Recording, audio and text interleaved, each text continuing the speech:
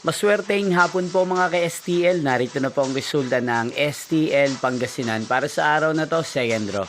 January 19, 2026, araw ng Lunes. Naway ang mga natayan nyo pong mga numero kanina ay manalo nawa ngayong hapong ito, 5 PM. Kaya't kunin nyo na po ang inyong mga ticket. Narito na po ang resulta. Ang mga numerong nanalo sa STL Pangasinan ngayong hapong ito, January 19, 2026, 5 PM, second row. Result 38 at 13. In exact order. Again, 38 at 13.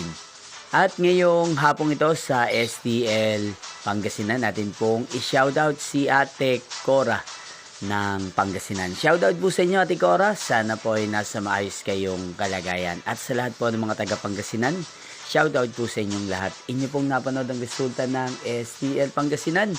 Magkita-kita pong muli tayo mamayang 8:45 PM para sa third draw result ng STL Pangasinan. Thank you for watching.